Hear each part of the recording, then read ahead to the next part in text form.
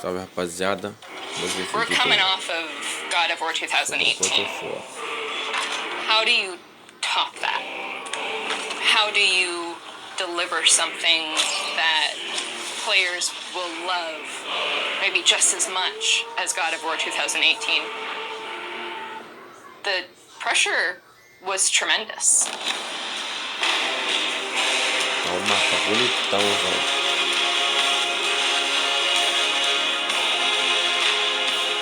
My name is Ariel Angelotti, and I am the senior producer for Narrative. My name is Richard Gobert.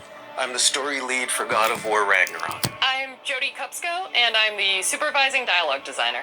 It's my job to shape the story along with our writing team, our narrative director, and game director. As a producer, it's my job to help build a team to create that content, to own the schedule in realizing that content. I oversee the dialogue production throughout the entire titles. Every line of dialogue that you hear, every human vocalization and effort and grunt, our team touches. So I'm a man now, like you? No. We are not men. We are more than that. The responsibility is far greater. In the story of God of War 2018, we find Kratos seemingly having turned over a new leaf in the Norse lands. He lives a quiet life hidden in the woods with his wife Faye and their son Atreus. And the story starts with them mourning her death. And we learn that she made a final request before she passed away. She wanted them to spread her ashes from the highest peak in all the 9 realms. He's scared of being a bad father, a bad influence, and as a result, it's made him an absent father.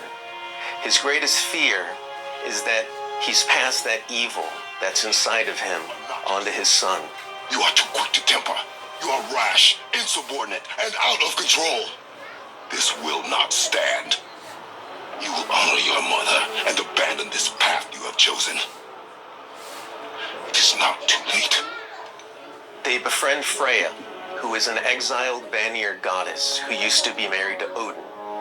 They meet Mimir, the self-proclaimed smartest man alive, who serves as their guide and their confidant.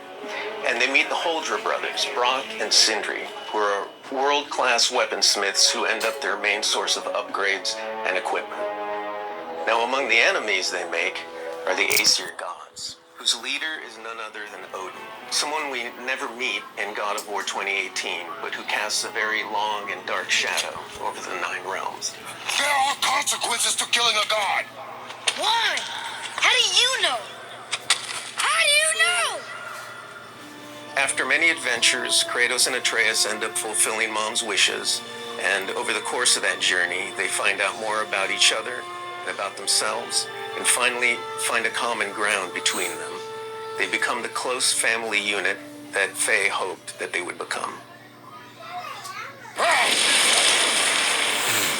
In God of War Ragnarok, we fast forward a few years, and little Atreus is now a teen, and they're back to hiding out in their home in the woods in Midgard. During the course of the previous game's events, they were forced to kill Odin's grandchildren, Magni and Modi, the sons of Thor.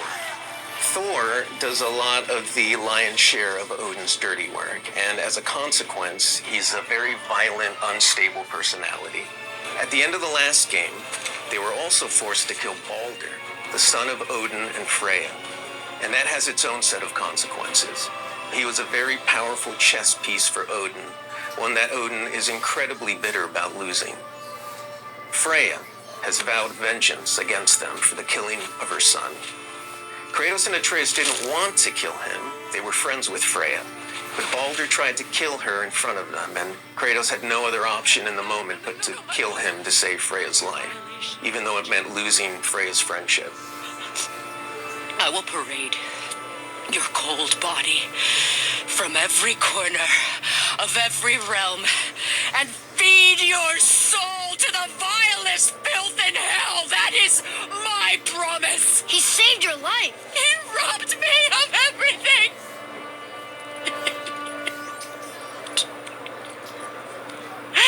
Everything.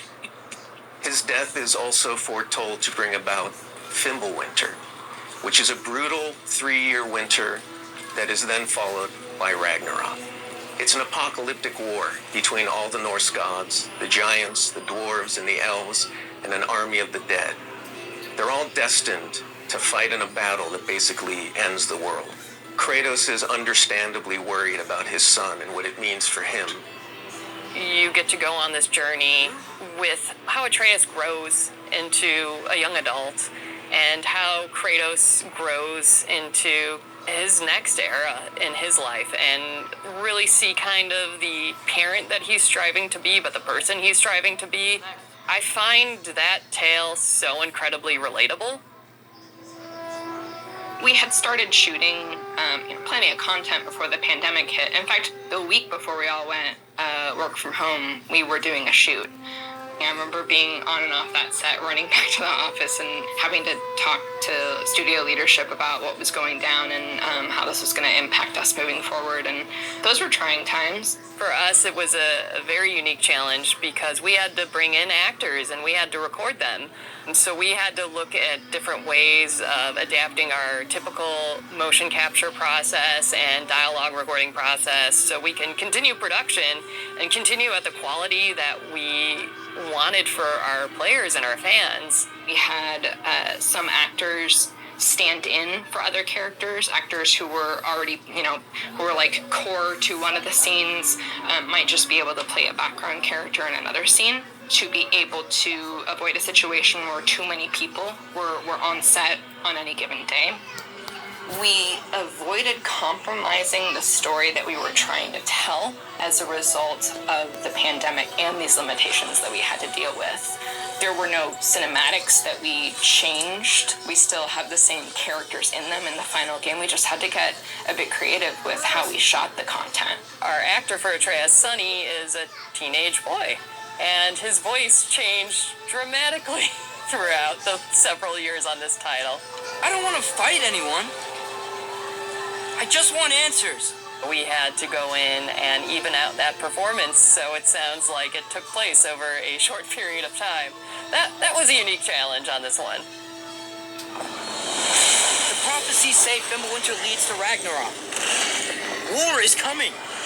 Whether the Norse saga was going to be a trilogy or just 2 games was something we debated a lot. There were obviously pros and cons for either approach. So we waited for Cory Barlog to weigh in, and he did, and he said, let's do it in 2. The consequence to that is, how do you wrap up this story in one game and do Ragnarok justice? How do we lead up to that and then have a big moment at the end of the game and wrap up all those loose threads? This game is bigger than what we initially envisioned. There's a lot of important story moments that we needed to cover. There are more characters that we follow the threads of, and ultimately it ends up feeling big and epic because there is a lot there for people to enjoy. I am very excited for folks to see this final chapter. A lot happens. We put our characters through the ringer, but we also bring them closure and we provide answers to a lot of the questions the first game posed. Just all of the new combat that we're doing and the new interactions. There's a lot of stuff that's happening in this title that I think people are going to have fun with. We all have our own personal Ragnaroks to deal with, and this story is about how you process that, how you own it, and how you make it a part of yourself and grow from it. I mean, we set some stuff up. At the end of last game, there's going to be some consequences this game. We're going to see how things play out between Freya and Kratos. We're going to see how the evolution of the family relationship continues. You got Brock and Sindri, the dwarves, who are kind of part of your makeshift family now. And there's going to be some other characters that we introduce that maybe going to disrupt the balance a little bit. I can't wait until players get their hands on the game, are able to experience how the story unfolds for themselves. We have, I think, an incredibly well-rounded game.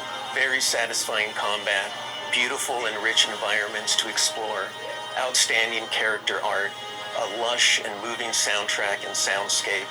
It's the work of hundreds of very dedicated artists, and they all have their own stories to tell.